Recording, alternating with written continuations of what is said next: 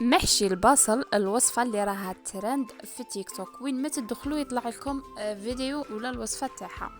انا غادي نسيها معكم اليوم بالطريقه تاعي. عندي هنايا حبات تاع بصل، كنت نقيتهم غسلتهم، وديروا شق فيهم هكا بالخدمي، وصلوه حتى لنص الحبه. ديروه في الماء والملح وخلوه يطيب مده 20 دقيقه حتى نص ساعه. بالنسبة هنايا للحشو، عندي حبة تاع بصل مقطعة قطع صغيرة، حبة طماطيس مقطعة قطع صغيرة، شوية تاع قزبر ومعدنوس تاني قطعتهم، شوية تاع الروز وشوية تاع اللحم. درت هنايا عصير تاع حبة ليمون، ودرت شوية تاع زيت زيتون، ودرت ثاني هما يديروا دبس الرمان. حنايا ما نستعملوش، عوضتها بمغرف تاع العسل.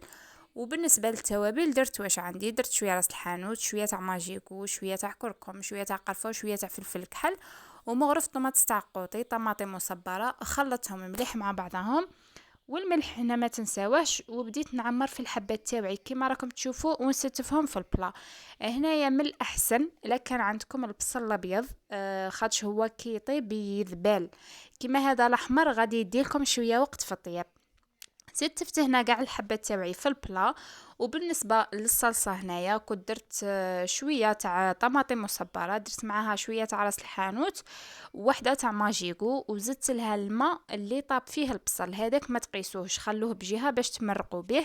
نغطيها هنايا بابي كويسون، ونعاود نغطيه بابي الومنيوم، وندخلها فرن مسخن، نشعل عليها من التحت ومن بعدها من الفوق. هنا كي بغيت نحمرها من الفوق درت لها مغرف تاع الدهان من الفوق. هذه هي الوصفه تاعنا تاع نهار اليوم.